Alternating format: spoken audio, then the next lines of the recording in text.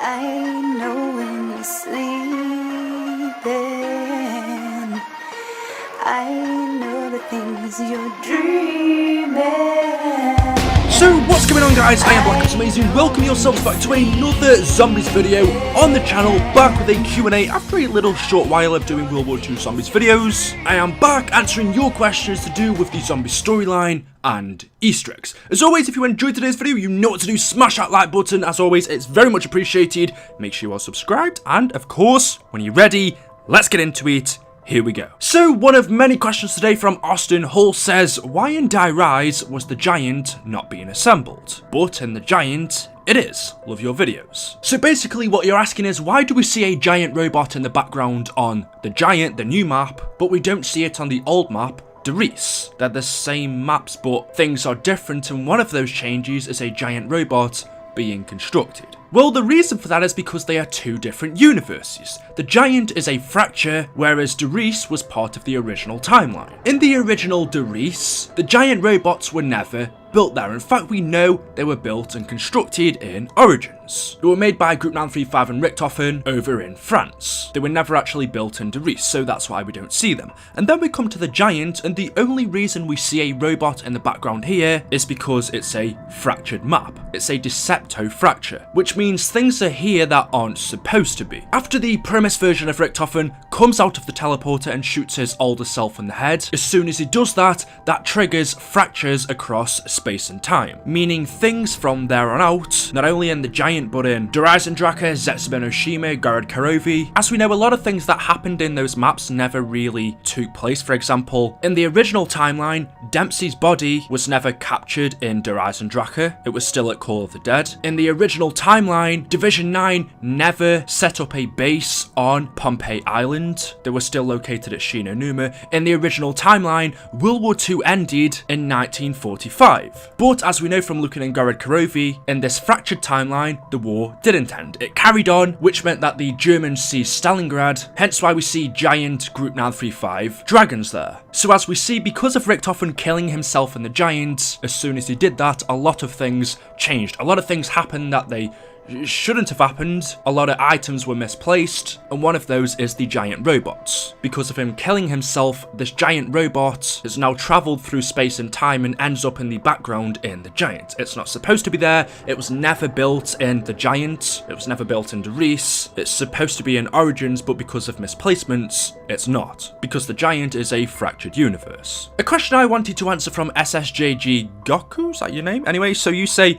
what inspired you to make YouTube videos? I know it isn't Black Ops related, but I just want to know, and I like answering these questions anyway. I think I've told you guys this before, but it was actually one of my friends. I think I was in like probably year 9 or 8 in high school. I don't know how old you are then. I think you're about 14 maybe. One of my friends started making YouTube videos. I thought, you know what, that's fun. I'm gonna copy this guy. I'm gonna steal his ideas. No, I didn't steal his ideas. He did something totally different. But my friend did some videos. I wanted to do some. We were gonna do some together. That didn't exactly work out. And then I did a couple of them and I just really enjoyed it. So I did more and more and more, and that's pretty much where we are today. Samuel Miley says, BOA, what is your favourite gun out of all of them in the Black Ops series? Oh, and keep up the good work. That's really difficult. I mean, I'm going to take wonder weapons out of this equation. I mean, if we did keep wonder weapons in, my favourite wonder weapon is probably, and this is a really difficult one because there's so many good ones. In fact, I don't even think I could pick one. Obviously, there's the Thunder Gun, which is awesome. Everyone loves the Wunderwaffe. The Soliquifier pre-patch was awesome. Then obviously there's the Ray Gun. There's so many good wonder weapons that I'm just going to leave them out. In terms of normal guns, my favourites are usually LMGs. The LSAT from Black Ops 2 was awesome, and I also love the Dingo from Black Ops 3. In Black Ops 2, it was probably the AK in Mob of the Dead. That gun felt awesome. No, the Tommy gun from Mob of the Dead. How could I forget that? You know what, I'm going to say that. The Tommy gun from Mob of the Dead, got to be my favourite looking gun, favourite weapon to use. Might not be the most powerful at higher rounds, but it's freaking It's awesome. It fits that map so well. Predator Gaming 94 says, how does Leroy or Arthur have the power to change drops and other things? Is the candy magic? And this is something we all know about. This is an ability that Leroy has, but it's never something I've actually thought about. How does Leroy have a magic ability where he can just change the perks? Basically, if you don't know this, you just get some candy from the store in Buried, you take it to Leroy and you give it to him near to a power drop. Whenever you get something like a max ammo or a double points, a carpenter, a nuke, if you don't want that power up, what you can do is feed Leroy the candy next to it, and he will then use his magic powers to change it into something else. I've known this since the start of Berry, but I've never actually thought about how Leroy can either do this. Supposedly a normal person, well, I wouldn't say normal, he looks like a human, right? He's a little bit on the tall side, but I've never properly thought about how he even has the power to change perk drops. It's just not something you can do. It's not something our normal characters can do, Richthoff and Takeo, Nikolai or Dempsey. So how does Leroy, a character from the 1300s, change drops? And I could either think of two reasons. One, it's the candy. Maybe the candy has some element 115 in it, or maybe it's got some magical powers. I mean, I don't know. Is it some magic candy? Maybe when you feed this type of candy to Leroy, because he's a guy from the 1300s, because he isn't supposed to live in this century, he was born hundreds and hundreds of years ago, maybe food from this time does something to him. I mean, I don't know. Candy does send kids crazy.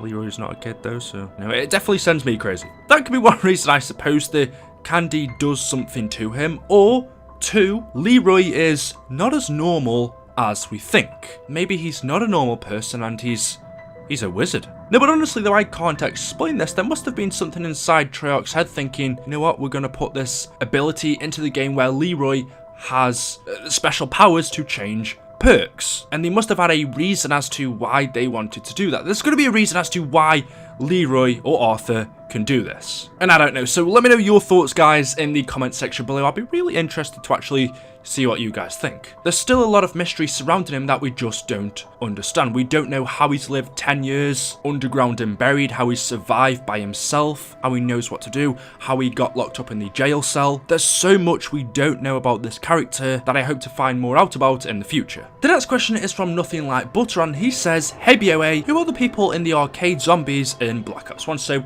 who are the people in Dead Ops Arcade? Who are the people we are playing as? Well, there's a few different ones, and as we know, there's a few different ones as well. There's Dead Ops Arcade 1 and number 2, which means there's quite a few different characters. We either play as a CDC agent, a Green Beret soldier, a Spetsnaz soldier, and an Op 40 soldiers. So they're all just random soldiers from different groups, besides from the CDC agent, who is from the Center of Disease Control. But it just seems like we're playing as random characters and soldiers, basically survivors of the apocalypse, fighting off not only against the zombies, as we know. In Dead Ops Arcade we also have gorillas, we have freaking bulls, loads of different enemies to fight against. But yeah, it's just random characters, random survivors, it seems. The next question says, "Hey BOA, in Black Ops 1, when Tank is out of ammo, one of his lines is to shout at the player to get him some ammo. Why is that? By the way, I love your videos, keep it up." So thank you for the support. But to put it in simpler terms, in Black Ops 1, and not only Black Ops 1, if you play Chronicles in Black Ops 3, you can hear these same quotes as well. But Dempsey often breaks the fourth wall. That's what it is, the fourth wall. If you don't know what a fourth wall is, in theatrical terms, it's a wall that exists between the actors on stage and the audience.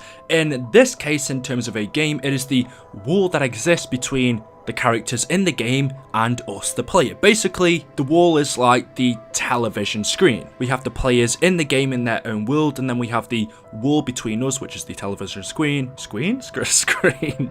and then we are the audience on the other side. And when you break the fourth wall, that is the characters actually noticing that we are there, that us, the players, are there, watching and taking control of them. It's them making it known that they're not actually in their own world. It's kind of difficult to explain, but Dempsey does break the fourth wall many times in Zombies. He makes it known that it is us, the players, that is controlling him, and not only him, the other characters as well. He also makes it known that Treyarch, or the developers behind the game, those are the guys that created him. It's just a fun little thing, I guess. So yes, Dempsey breaks the fourth wall quite a few times. So guys, there we go. That is all for today's video. Hopefully you have enjoyed. You guys seem to love these Q&As, even though we are going on Black Ops 3 as being out now for what? When did it come out? 2013, 2014, 2015, 2016.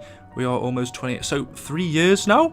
Is that right? I don't know, but it's so surprising that we can keep making videos on this game simply because there's so much to cover. I have stopped doing World War II videos, at least for the time being, until we get something new, because the new map, the Darkest Shore, just lacks so much content. There's no Easter eggs in the game, no small ones, no ciphers. There's really nothing at all. The Darkest Shore lacks so much content, not only if you want to play the game, but also for a video creator, that it's extremely disappointing. The Final Reich had more, the Darkest Shore has less. That kind of rhymed. But yeah, World War II Zombies so far, it's really lackluster in terms of the storyline, also in terms of Easter eggs. So I really did want to make more on it, but it seems like that's it. Whereas a Treyarch DLC would usually last us a month, where we could make fresh new content every day, this map lasted, what, 4 days?